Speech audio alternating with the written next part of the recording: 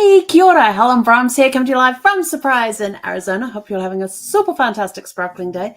Welcome to Before the Dirt Nap podcast number 1707. Woohoo! In other news.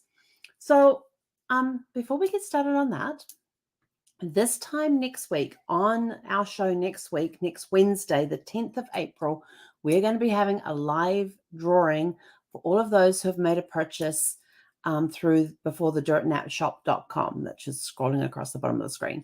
So if you purchase before midnight Pacific time on April the 9th, 2024, you will go into the drawing for a $50 Amazon gift card.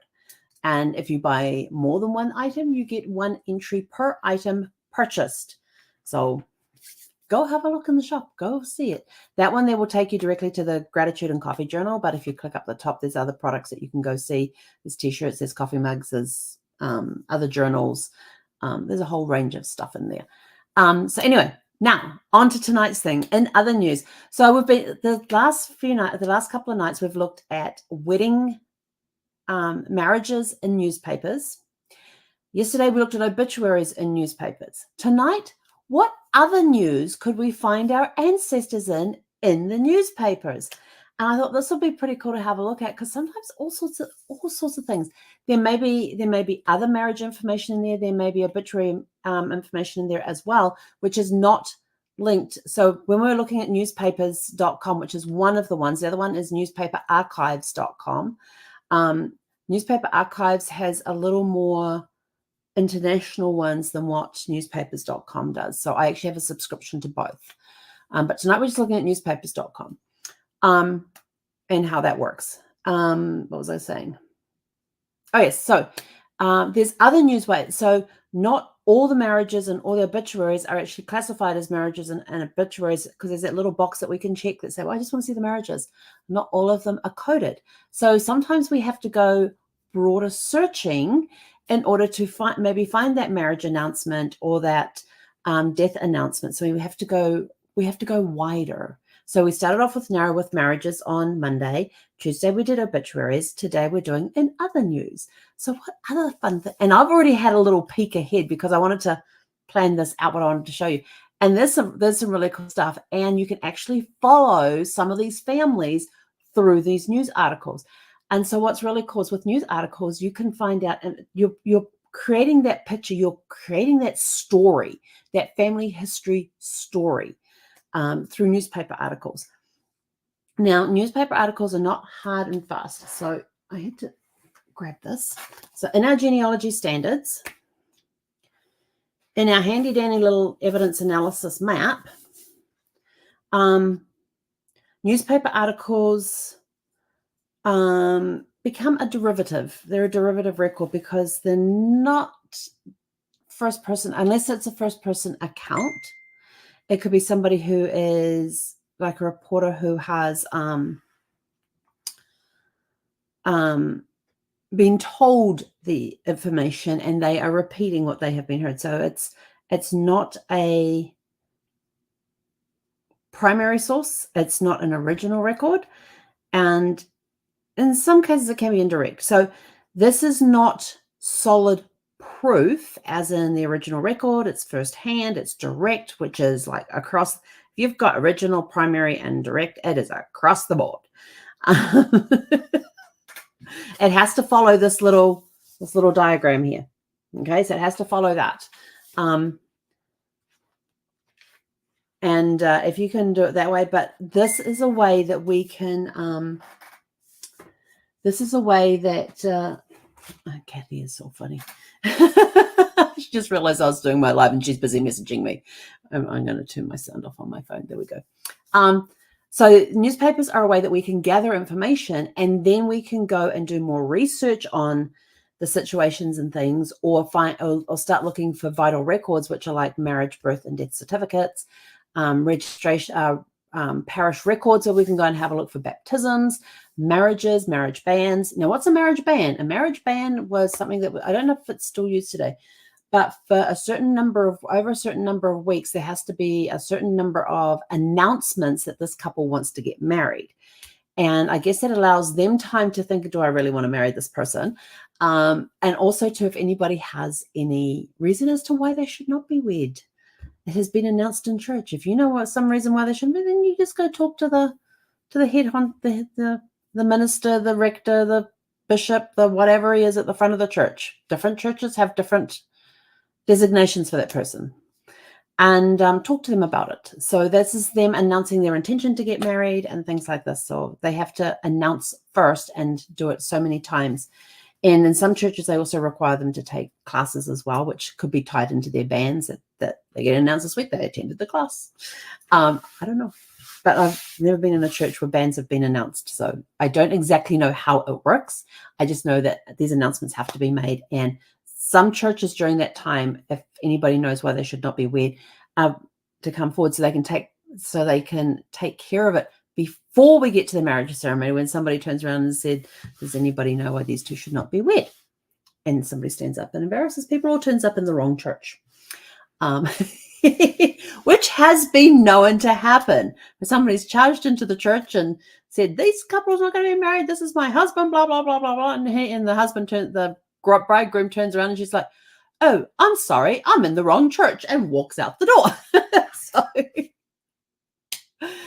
that has been known to happen with things. Or the guy comes in and turns out that the bride's not his wife, girlfriend, or whatever. Anyway, so other news, you can find out all sorts of information which will help you create that picture of that family, what it was like living in that times.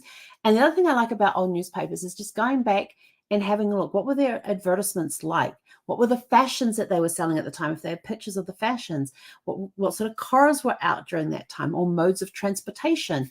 There could be articles written, like one of my clients, I think it was her great-grandfather or her second great-grandfather that helped build this train track and was the first person to drive the train through this new tunnel, and he had his sons with him.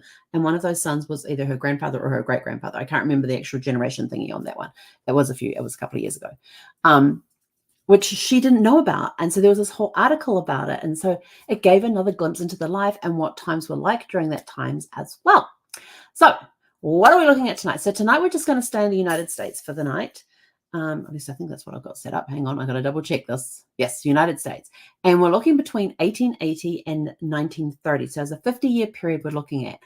And there was a reason I chose this, because the last couple of nights on the marriage one, we found, with the Blue Ridge Times in Kansas that mentioned a family. We then found a death notice obituary last night for the mother of that bride from the Blue Ridge Times, which was also reported in the Blue Ridge Times because they had been living there.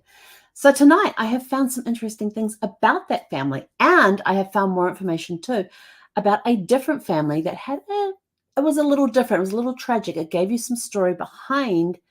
You got the story behind the deaths, which was unfortunate. But then it talked about some of the stuff this family has been through, and I'm just like thinking, Mark Twain, truth is stranger than fiction. That's why fiction has to make sense.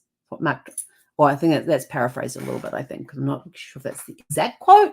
So I'm saying it's paraphrased, but basically he said something about the truth is stranger than fiction. That's why fiction has to make sense. Because if people read that in a fiction book, they'll go, that's not true. There is absolutely no way that can happen. Trust me, there are some stories out there that you're sort of like, wait, what? And there's stories that you cannot make up simply because they actually happened. So we're going to have a look at a couple of those tonight. So let's go here. Let's see. We want to screen share, and which one is it? This one here. Yes, that one. All right. So just making sure, can we see it? Yes, we can see it. All right. So we've got Eakins up here. We've only got all categories. We haven't got obituaries or marriages done.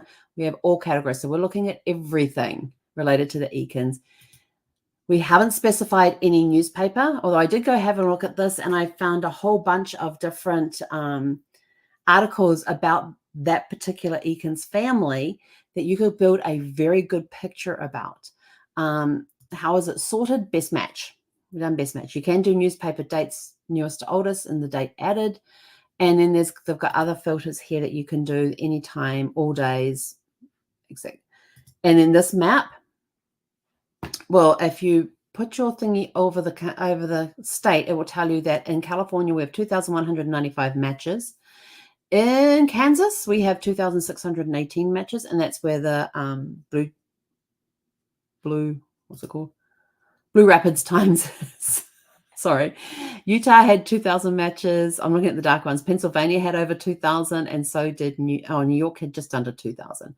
And then the lighter it gets, the less. Oh, look, we got Alaska. Let's have a quick look at Alaska. What have we got?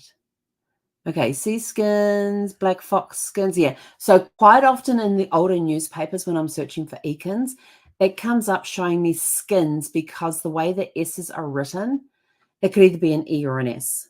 And so it's not until you read it in context. So they're talking black fox skins here, 20,000 skins that were shipped. So, yeah, we'll just take the Alaska portion off this bit. Take Alaska off there. So yeah, the lighter the color, the lower the matches, okay? So as you can see here, the numbers are getting lower, and if we go to the darker colors, they're getting higher, and that sort of thing as well. So we've gone all over the country. Now, these two here are about the same person. So if we have a look at this, and if I remember correctly, he comes up in another area here. So this is the Reverend George, I think he's George. Anyway, the Reverend G. Herbert Ekins was the Assistant Superintendent of the Anti-Saloon League, announced yesterday, coupled with the comments made by Mr. Ekins in relation to the alleged So they're going on about that. But look at this. The anti-saloon chief believes country would be safer with whiskey and no beer. And I'm like looking at that going, really? But it turns out that in reading this article and another one later on is that the Reverend G.H. Ekins, who had what was he on this board? He was one of the officials on the board, and he actually ended up turning in his resignation simply because he actually preferred having a nice cold bottle of beer. And it was either in this article or one of the other ones that I read. So this one here, you can turn around and you can pull out information that you've got Reverend G. Herbert and what role he had in the anti-saloon, what's this called? He was the assistant superintendent of the Anti-Saloon League.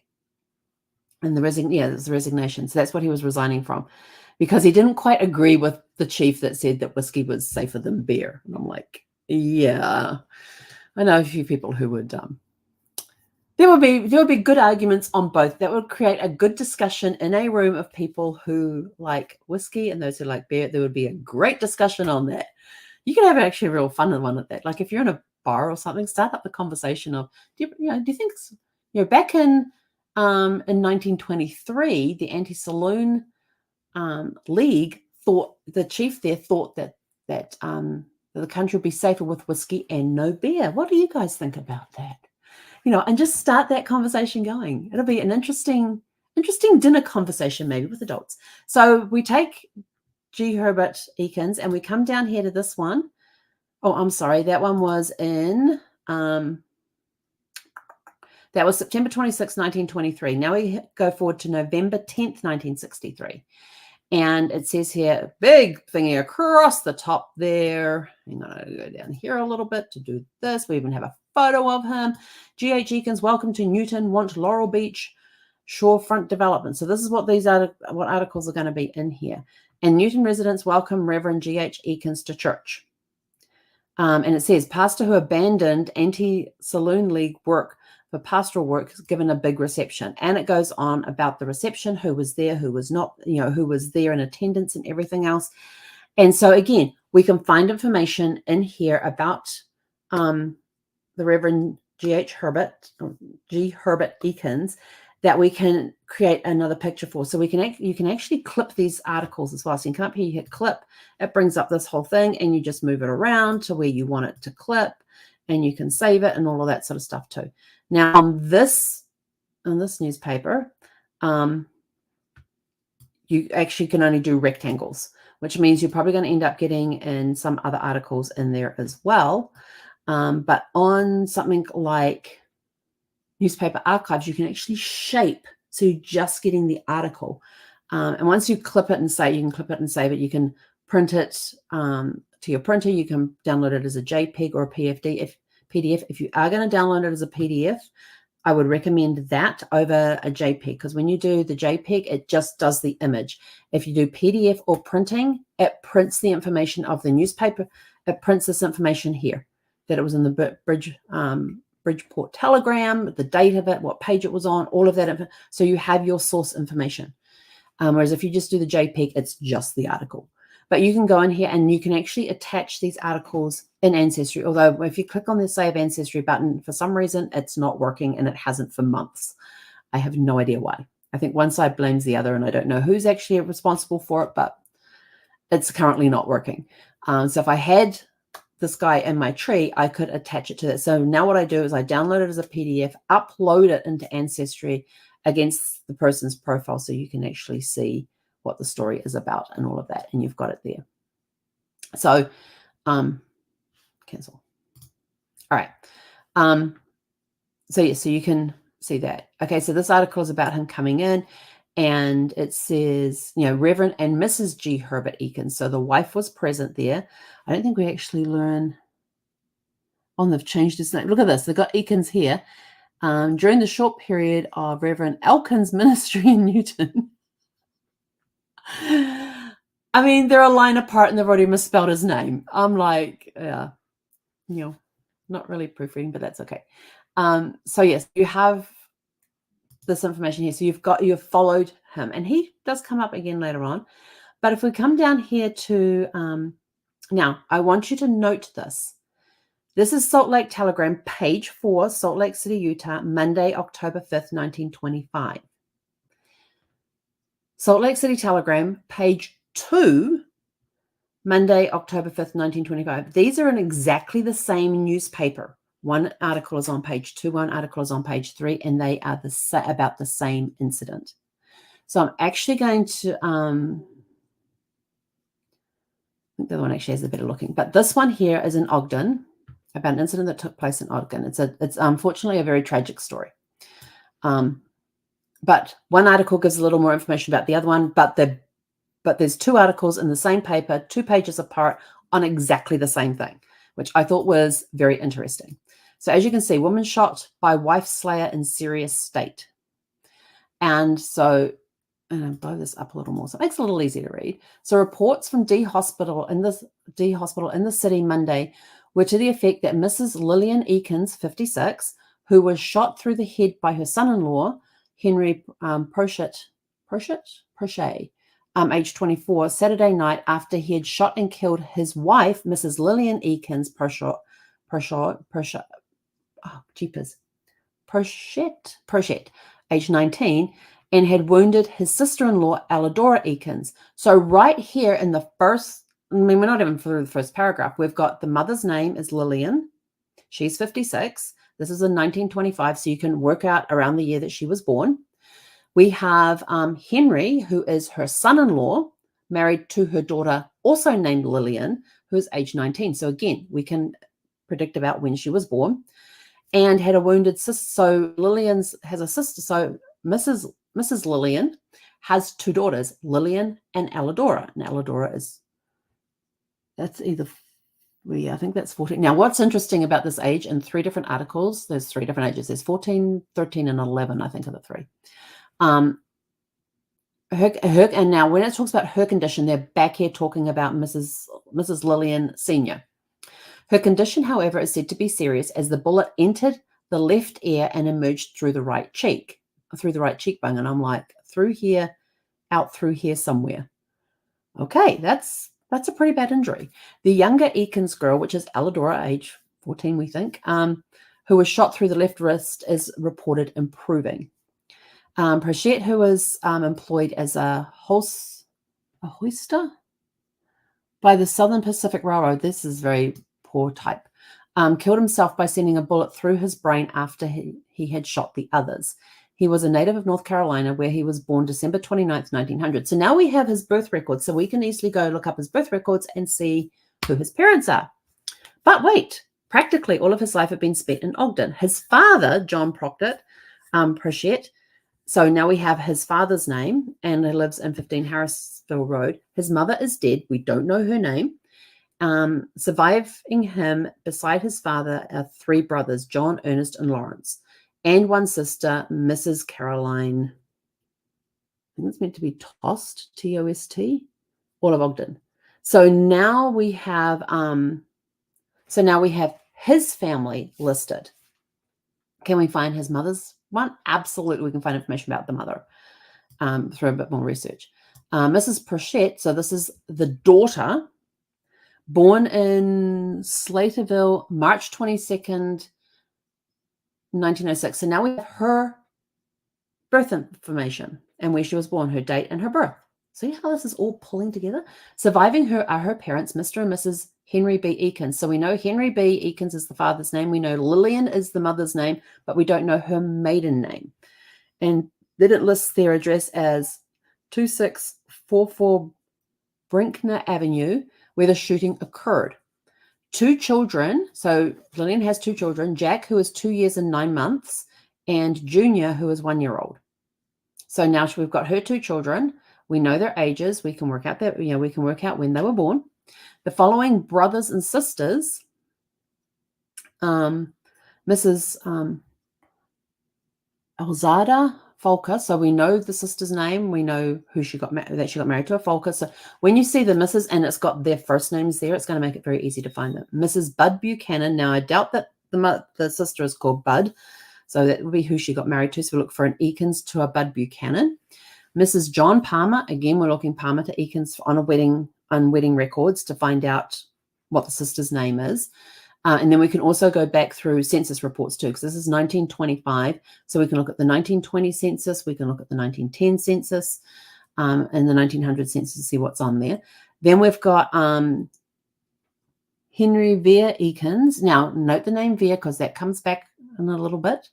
Of Ogden, Amasa Eakins of Albany, not sure if that's male or female, Cyril Eakins of Los Angeles, and Clyde Eakins and Alidora Eakins, both of Ogden. Okay, so we've got a lot of information in there about this family. So we can actually create the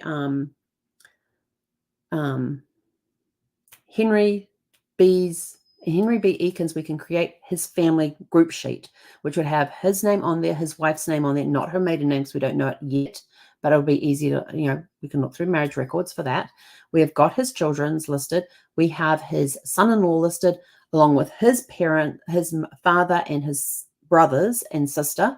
And then we have the children from their union. Then we also have the other children that are part of the Henry and Lillian Eakins family. So there's a lot of good information in there, plus where they died, how they died, and all of that sort of stuff. But this article will just show that it wasn't a normal death. Now I'm going to take you over to the other one that was 2 pages on page 2. So that was on page 4. So on page 2 of the same newspaper on the same day, where the writing is a little easier to read. You can see why I love looking through newspapers. So murder comes as climax to many mishaps. So the Eakins family are at Ogden, beset by misfortunes culminating in a double killing. So this takes a different angle. Yes, you find out about the tragedy that is in the article on page 4, but now we're going to learn more about Henry B. Eakins and his family in this article. So it says that tragedy, sorrow have reaped their toll in the family of Henry B. Eakins. For Saturday night, Henry Prochette, a railroad employee, killed his wife, a daughter of Eakins, mortally wounded Mrs. Henry B. Eakins, and shot Miss Prochette's sister in the wrist. Then he then took his own life. A series of tragic events in the Eakins family was recalled by Saturday's murder and suicide, said to have been prompted by Mrs. Prochette's filing suit for divorce, charging him with cruelty. So since she has filed for a suit for divorce, we may be able to go into court records and find that document. Sometimes you can, sometimes you can't, depending on the state. And so you can go in there and see what she actually filed and why, but it was with cruelty. 17 years ago, Vere Eakins, remember his name, then 11 years old. So now we've got 17 years ago, he was 11, so he's 28 here. This is 1925. So take 25 off 28, you get to 1900 minus 3. So about 1897 is when he was born. So you've got an estimated birth year.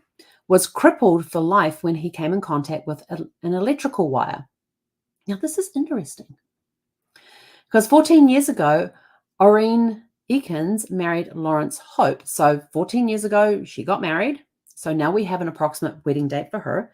And a short time afterwards, he was electrocuted while at work. What is it with this family and power? I don't know. Mrs. Eakins, so Mrs. Lillian Eakins, lost the sight of an eye, and shortly afterwards, Mr. Eakins, so Henry, was operated upon for the removal of an eye necessitated of being struck by a rock. There is another article that goes with this and goes into more detail about a lot of these incidences. And yeah, she lost sight in one eye. He had an operation to remove an eye because of that damage. Prashett in 1924 was accused of statutory offence by Brigham City Girl. The case was settled out of court, and he agreed to pay $150 a year for the support of her child, according to the officers. So he was not a nice guy, and we could probably go back into we could probably put his name into the search and find the article about this that took place in 1924 if it was reported in the newspaper. But it has been reported here. It may have been reported at the time it happened as well.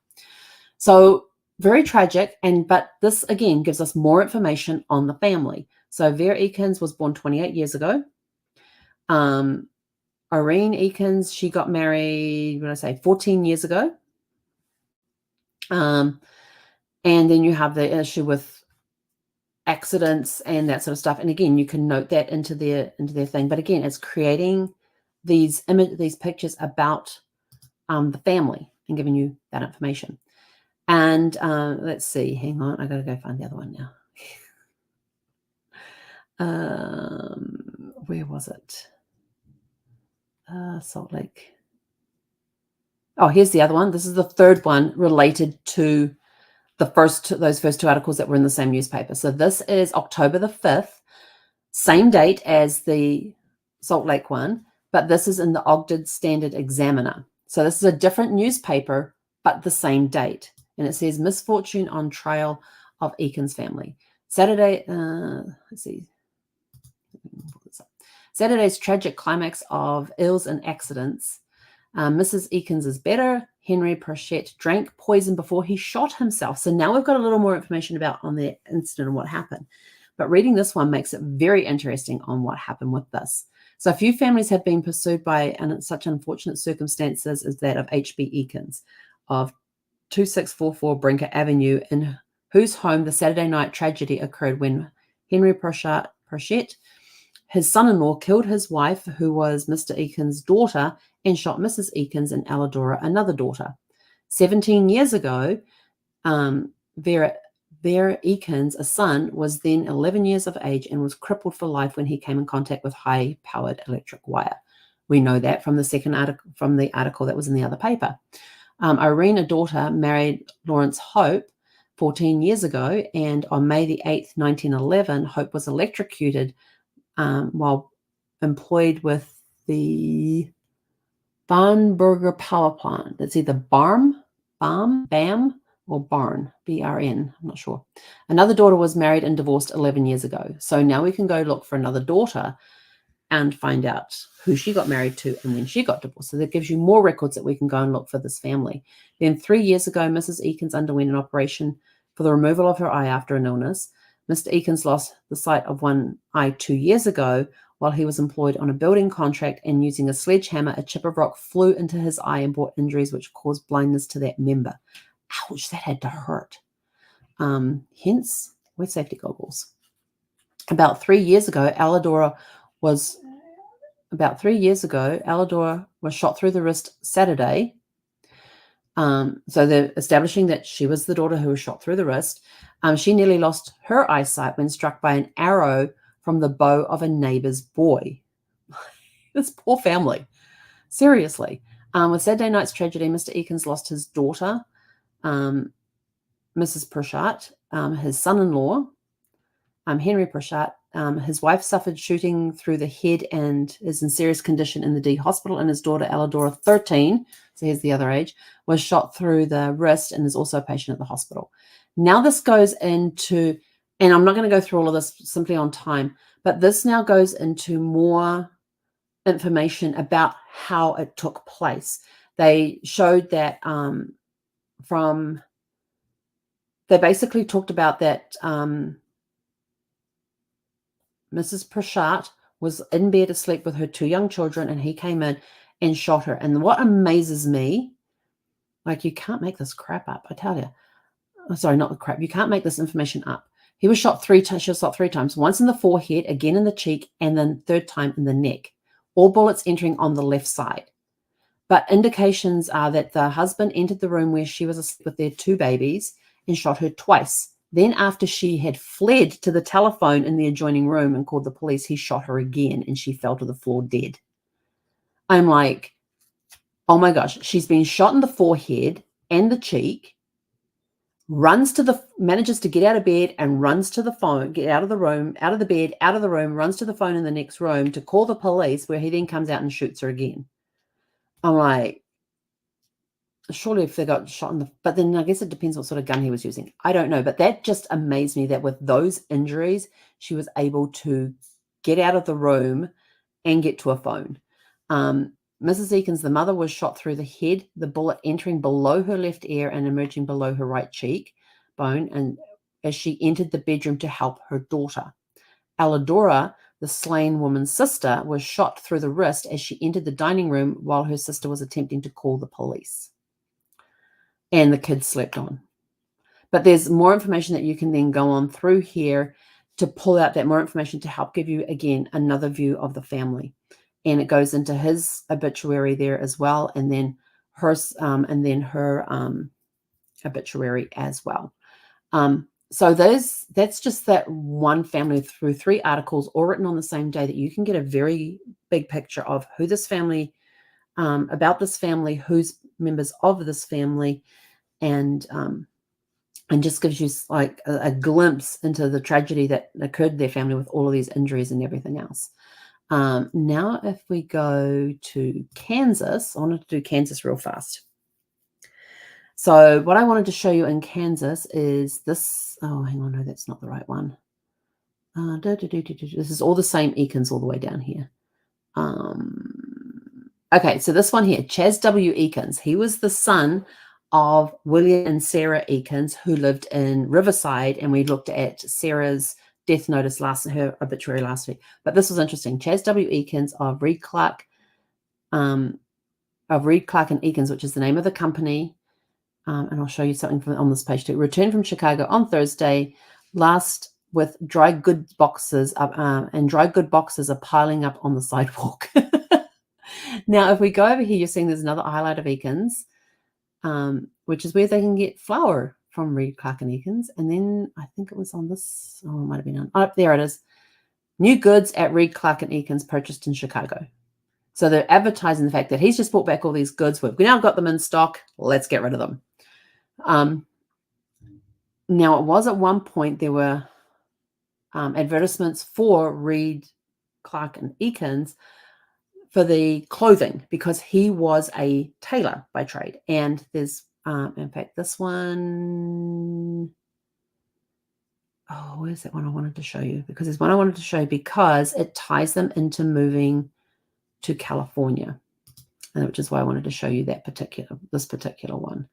Maple syrup. 1912. No, that was when he passed away. That's her death notice.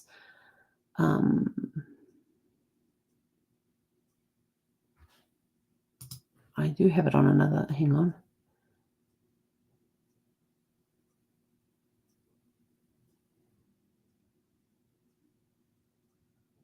Hey, you want to know about gossip? Look at this.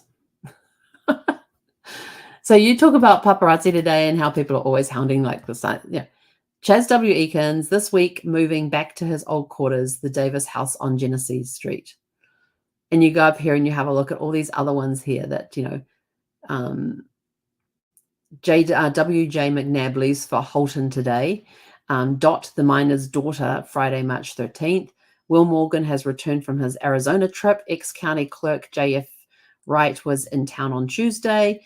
Just little things like this. The Mrs. Reverend Matthews is at Glasgow visiting her mother who is ill. Mr. J.W. Corey is the news station agent at the Central Branch Depot. And it just goes on with just these little one-sentence things. Just these little one-sentence things about what's going on, who's come, who's left, who's visiting, who's, just these little, it's always been there in the paper, the gossip. It's awesome. But these little pieces of gossip give us insight into their lives. Like, we now know that Chaz W. Eakins was living on Genesee. So we now have an address for him, which can help when it comes to looking at, it's okay, Zeph, when it comes looking for census reports and things like that based on the time that they were done. There was one of these ones. This is one of the ones I wanted to show you. So remember we were talking about Sarah Lass Eakins last night in her obituary. Sorry. So this here is an account of their 50th wedding anniversary, because remember the obituary said they were together for 66 years before her husband passed away. So this here talks about their 50th wedding anniversary and their children helping make the occasion memorable. And this took place, it says, from Riverside, California. So it's taking place in Riverside, but it's been reported in Blue Rapids because they have ties to that community. There was a happy family gathering at dinner at the Eakins home on Ottawa Avenue last night. That comes into play in William's obituary and Sarah's obituary. Those that graced the board, I thought that was an interesting term, who graced the board. It's like they sat at the table. Mr. and Mrs. William Eakins, who are the bride and groom. Mrs. Florence Ching. Now, on Sarah's obituary, it has Mrs. John Ching. So now we know that Florence married John and 2 children. And they've got 2 children by this stage. This is in 1905. And then Mrs. E.O. Reed, Chaz W. Eakins, and daughter Lucille. So we know that he had a daughter called Lucille. Who was the wife? We don't know. There's a Mrs. S. Neal. We don't know who she is. That's obviously another daughter, which we could look up. Telegrams and written messages of congratulations were read from friends and relatives in England and in the eastern states. The bride and groom were presented with purses of gold and golden oranges. In addition to the ones present at dinner, there are the following children, and then it lists the rest of the children. The Reverend Grove F. Eakins of Millbury, Massachusetts. Mrs. L.B. Tibbetts. Remember, L.B. is he was the editor of the local news of Blue Rapids, the Blue Rapids Times. He's an editor there. And messages and congratulations were received by the absent ones. And then it talks about both of them being born in Dell County, in Dell, Kent County in England. And both were 72 years ago. So they were both the same age. And William Eakins, I think it was William Eakins who I found his baptismal records for in Deal County. Immediately after their marriage, they left for America and settled in Galesburg, Illinois, which has furnished Riverside so many excellent citizens. It's kind of cute. They also resided in Blue Rapids, Kansas, sometime before coming to Riverside. So we know that when they came from England, they went to Galesburg, Illinois, then went to Blue Rapids, Kansas, and then out to Riverside in California. So you can follow them through the census reports from all of this. Hi, sweetie girl. So you're able to follow them through the census records to see that, where did they live when they were in Galesburg? What was their occupations there when they went to Blue Rapids? What was their, I'm sorry. It's okay, sweetie girl. They also are, let's see, they have been residents in the city for the past 15 years, during which time Mr. Eakins has engaged in his trade of tailor.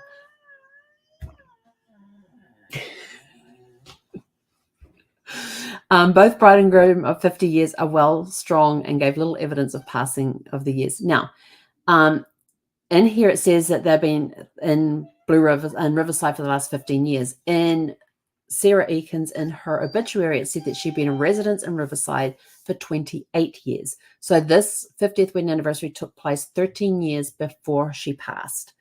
And we know that they were married for 66 years before her husband passed. So you can see how we're building up this information based on these newspaper articles and obituaries and things like that. But it gives us hints that we can then go. It gives us hints that we can then go and look up more information. It gives us places that we can go and start for looking up more information, like the census records. We can look up death certificates. We know where they died, so we can look up death certificates in that area. We know that their children were born here in the States because they left England just after they got married. So there'll be shipping records of them coming from England to the US. Then there'll be records of them living in Illinois, so we can go and look those up. Their children may have been born in Illinois. They could have been born in Blue Rapids. We don't know that at this point, but it gives us two places that we can look for this information. So looking at newspapers and reading different articles and things about these people not only gives you a glimpse into their lives, but it gives you hints and tips of where you can go and look for other information. And as you're going through, you just jot down this thing that, you pull out that information. These are the names of their children. And you can start putting together the family group sheets. The family group sheets has dad, mom, and the kids. And it will have birth, deaths, and marriage dates for, usually on the father's side on the group sheet, it has where he was born. It has birth, baptism / christening. Then it has marriage and death. Then it will have a place for his parents' names to be put in there. I don't actually have one handy to show you. I think the only ones I've got handy are filled out, so I can't show you those ones. And then it will have, if there were any other spouses, you got a space for that as well. Then the wife just has her maiden name in there, along with her name, her birth date. It's all date and places, her death date and places, and any other spouses that she had, and her parents' names. And then underneath that, where the children are listed, preferably in age order, and you put their birth dates there, where they were born. You've got places over the side there to put what, and on the parents' ones, that also has a place for, after death, it also has a place for burial, what cemetery they're buried in, or if they were cremated, and cause of death. And then down on the children's lines, you've got when and where they were born, if they got married, what their spouses' names were, where and when they got married, when and when they died, and what their cause of death was. And you can take that line of information and put it onto the top of put it into the top portion of a group sheet to start their family list as well. And so, we looking at those two different scenarios that we just saw in the newspapers, there's a lot of information that you can pull out of that to put into these sheets. With the women, you've got what their married names were. Will it be easier to go find their marriage information? Absolutely, because you've got their first name, and you already know their maiden name. And then you've got and in some cases, especially if you're looking at the obituaries, you've got the names of the guys that they got married to, which makes it all nice and neat. So you can go and look up the marriage information there. For the death information on the parents, you've got that there. Unfortunately, we've got that tragedy that took place in Ogden with that one family unit, but we can still build a family group sheet from the information that was in there. And then to have all of those, incidences that were happening with eyesight being lost, being paralyzed from being electrocuted, and then having a murder-suicide in the family. I'm just like, I feel so for that family. Are they related to me? I don't know. I would have to go and research more. It's like with the family from Blue Rapids as well. I would have to go research more to see if there is a connection back. Because they've got down Deal, Kent. Now, Deal, Kent is London area, whereas my family came from Huntingdonshire in Warboys in Huntingdonshire, which is right next to Cambridge. And Huntingdonshire got merged into Cambridge, and it just became Cambridge. But my great-grandfather was born in Kent. I don't know exactly where in Kent. I just know he was born in Kent in the 1800s.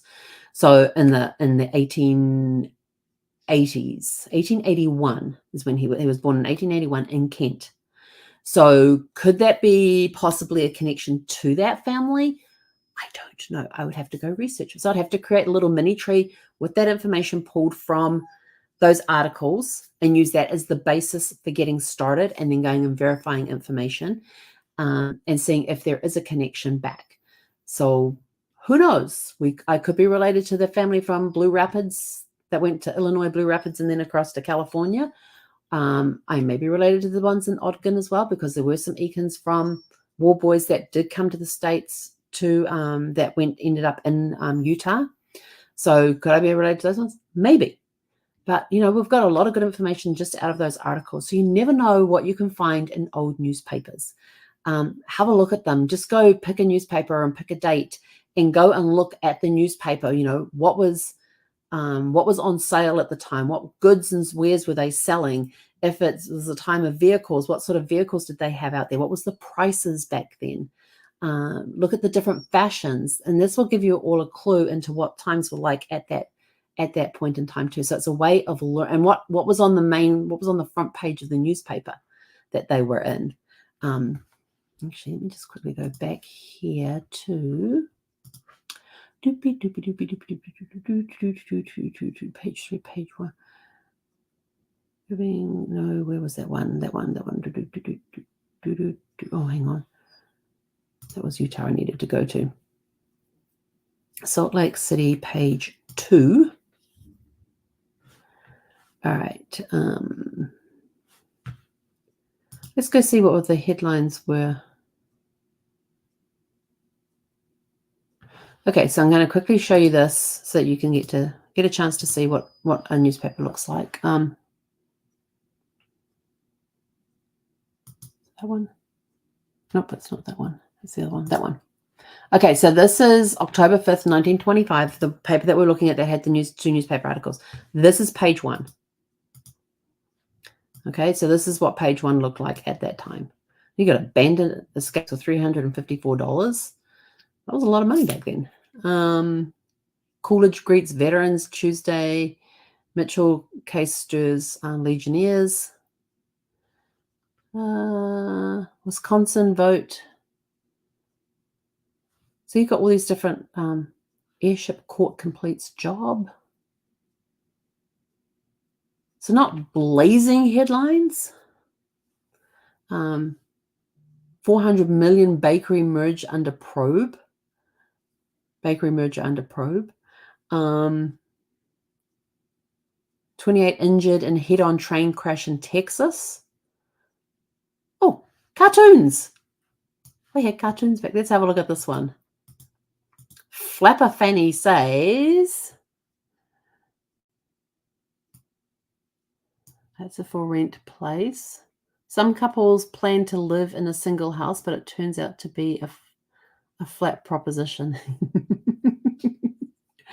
And those of you who don't understand the term flat is what we in New Zealand and in England and in Australia call an apartment. Yes, that's kind of, and there was another one over the other side here. So let's have it. Oops. My mouse is doing crazy things. It's this one. I'd like to have a string for my piano, and will you tune it to G, as my husband can't put it in, but he can't. I can put it in, but he can't tune it. Okay, that's a cool one. Yeah, I'd like to have a string for my piano, and will you tune it to G, as my husband can put it in, but he can't tune it. That's funny. I like that one. But there's no commercials on this page. No commercials. A couple of cartoons. I didn't see any advertisements. But, you can just sit there and then you just go through the newspaper. Just click the next page and go see what's on that page. And this is the page. This is the article that we were talking about earlier. So what else is on the page?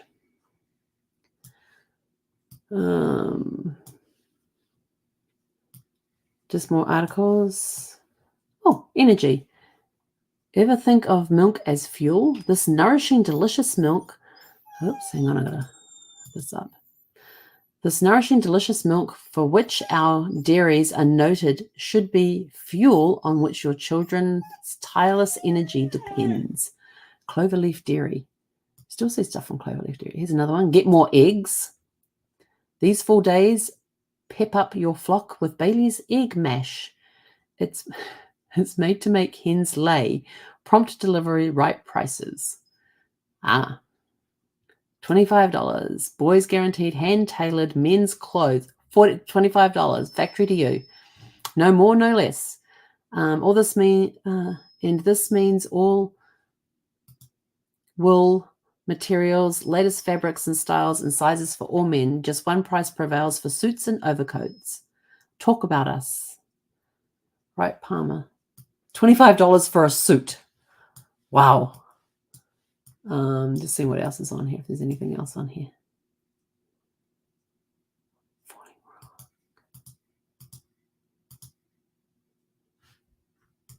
Oh, look, there's the weather report right there. Temperature drop, more rain due for tonight. So you can see Ever Mr. Train, so that's talking about the yellow cab. Let's see what's on page 3. There's racing. An advertisement for the racing coming up. Diamond dust. Tire hit. Look how narrow those tires are. More cartoons. Local high school loom as most dangerous contenders for title. Ooh. It should be interesting to read. This looks more like it's got sports on here as well. Golf. Yeah. So that's just, just some of the fun stuff that you can go and have. Oh, what am I doing? I'm going back to the screen. Just some of the fun stuff that you can have looking at old newspapers and seeing the articles, seeing the advertisements that they had in there as well. So that's it from us for tonight. So I hope you enjoyed our episode on other news. What news can you find out about your ancestors that were written in local newspapers? Go have a look in the newspapers.com or newspaperarchives.com.